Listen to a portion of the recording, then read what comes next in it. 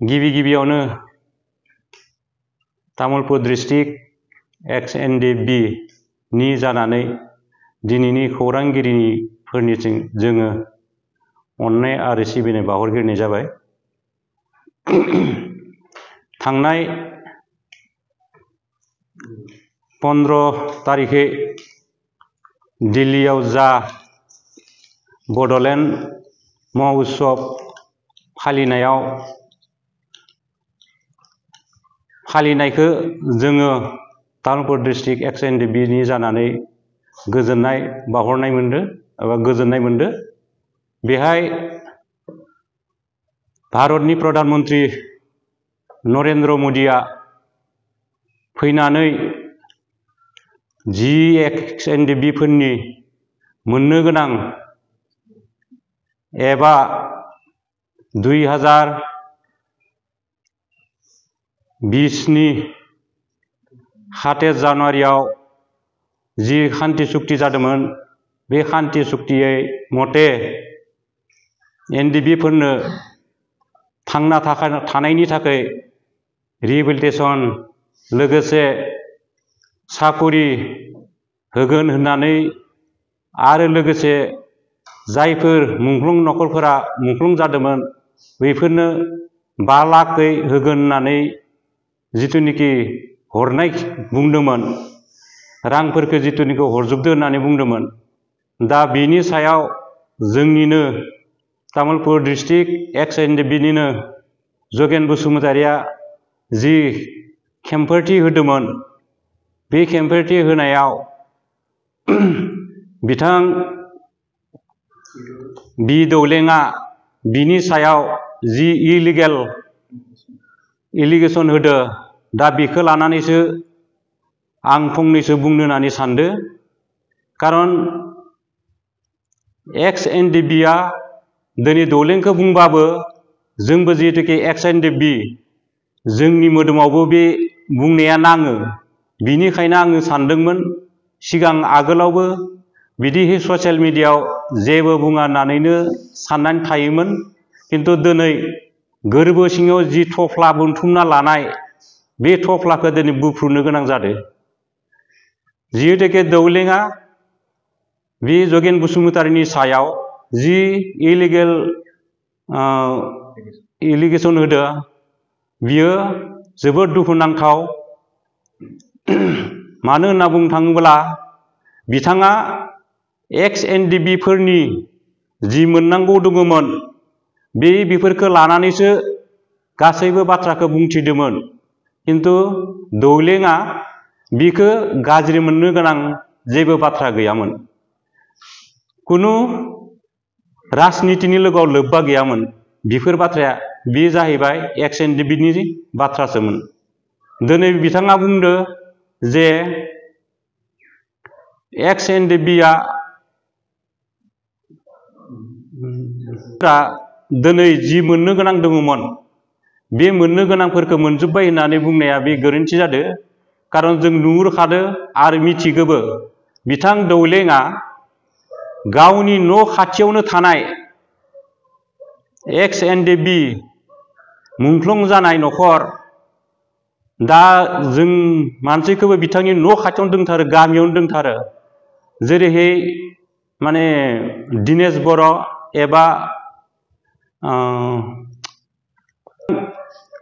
दावबाय बर' आरो लोगोसे जौ सेरेब आरो लोगोसे जमिन बिथांनि न' खाथियावनो थानाय हिसाबै बिथाङा जुदि बे 5 लाखखौ मोनदोबा, बिथांमोननि न'आव थांनानै खेबसे बिफोरनि मादै आदै मुनियाव खेबसे थांना खबर लाहैयोबा मोजां मोनगौमोन।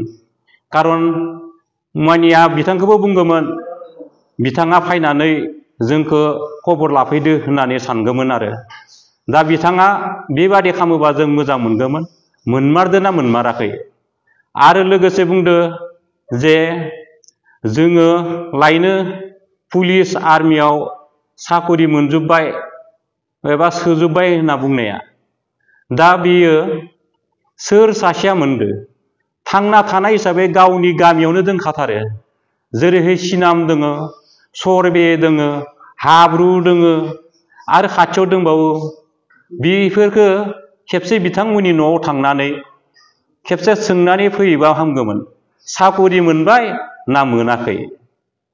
बेबादि खबर लानायबा बिथांखौ आङो गोजोननाय मोनगौमोन।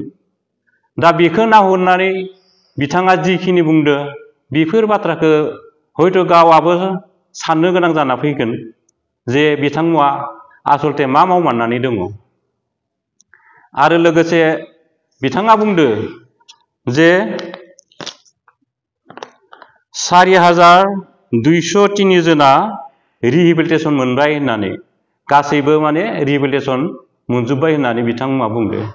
दा बे हिसाबै एक्स एनडिबिआ जुदि गासैबो मोनजोब्बायबा, जायफोर मानसिफोरा दिनै रिहेबिलिटेसन मोनाबागासिनो न'आव जिरायना दङ, अरिजिन एनडिबिफोरानो दंबावोसो, दिनै बिथांमोनखौ मानो गोसोखांनो हायाखै, एबा मानो बिथाङा होनो हागोन नामा बे रिहेबिलिटेसनखौ, जायफोरा जे मोनाबासिनो दिनै दंबावो।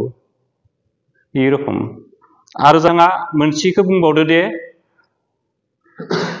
जायफोर मुंख्लं न'खरफोरा दिनै मेगनाव मोदै खुगायाव खुदै लानानै दिनै दुखु खस्थ'नि गेजेरजों दोंबाय थायो, बे मुंख्लं न'खरफोरनि बिथाङा बुंनाय बादियै मानसिनो माने 5 लाखै होनाय जाबाय होननानै बिथाङा बुंदोंमोन। खिन्थु बे 5 लाख होनाया बेसे सैथो बेसे असैथो, बेखौ बिथाङा जोंनि मुंख्लं जानाय न'खरनि आदै मादैमोननाव थांनानै खेबसे खबर लायथो, आरो लोगोसे बिथांखौबो जाहाथे बै आदै मादैमोना मोजाङै जेन बुंनानै रायलायलायो, आं बेखौसो सानदों। जगेन बसुमतारिनि सायाव जि मोनसे इलिगेल बुंदो, बिथांखौ जे गेजेर ससेनिफ्राय बिथाङा आफादखौ गारनानै फैनाय होनना बुंनाया बे जोबोद दुखुनांथाव। मानो होनना बुंबा बिथाङा बै समनिफ्राय फैनायनिफ्राय दिनैसिमाव लागैबो बिथाङा आफादनिनो खामानि मावबाय थादों। आरो जाय जाहोनाव आफादनि संबिधान मथे जायफोरा देहाया नोरजिया जायो आरो मोजाङै थायो, बिथांमोनखौ देहा नोरजियानि थाखाय बिथांमोनखौ माने आजिरा होनाय जायो होननानै बिदि लिरनाय दोनखायोमोन आरो डिसचार्ज होनाय जायो। दा बेफोरखौ बिथाङा बे संबिधानफोरखौ नायदोंना नायाखै बे बिथांनिसो बाथ्रा। दा गावआबो जिबादिहै बे बाथ्राखौ बुंबाय, बिथांखौ माने राजनितिनिसो सासे बिपिएफ पार्टिनिनो सासे मेम्बार बेबादि होननानै बुंदो। दा गावखौबो जोङो एक्स एनडिबिनि होननानै बुंगोन ना इउपिपिएलनि होननानै बुंगोन ना सासे थिकादार होननानै बुंगोन। दा बिथाङाथ' बुंदो माने बे सासे बिपिएफनिसो मेम्बार होननानै, खिन्थु गावखौबोथ' जों नुहुरगासिनो दङ।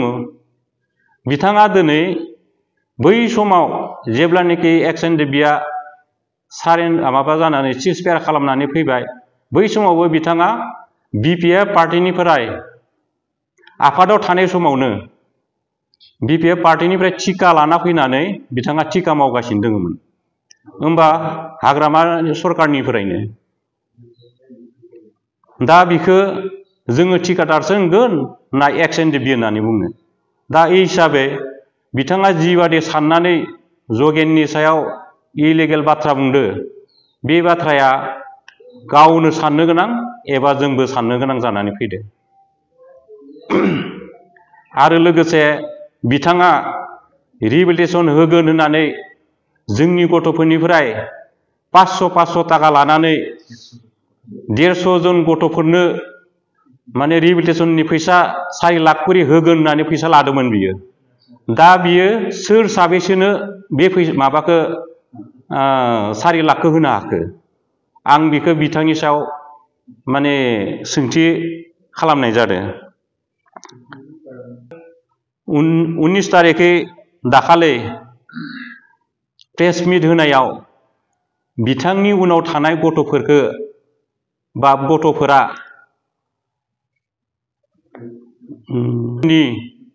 लिस्टआव दङ ना गैया आरो दा मोनदोंना मोनाखै बे गथ'फोरा बे 4 लाखखौ बिनिबो माने फिननायखौ बिथाङा होनांगौ। बेखौनो बुंनो सानो दे बिथाङा सासे जोङो UPPL हान्जानि सासे सक्रिय मेम्बार होननानैसो आं बेखौ सानो। बेखौ एक्स एनडिएफबि वेलफेयारनि मानसि होननानै साना। खारन जगेन बसुमतारीखौ जेरै बुंदो आंबो बिदिसो बुंनो होननानै सानो आरोखि। बिसोर जोङो आसलते एक्स एनडिएफबि हिसाबै जों बयखौबो माने एक्स एनडिएफबि हिसाबैनो सानो। बिदिहै सोरबा राजनितिनि बाथ्राखौ जोङो सानाखैमोन आरो जगेनाबो माने कुनु पार्टिनि बाथ्रा सानाबाखासिनो बे एक्स एनडिएफबिफोरनि मोननाय मोनैनि बाथ्राखौ लानानैसो बे बाथ्राखौ बुंदोंमोन आरोखि।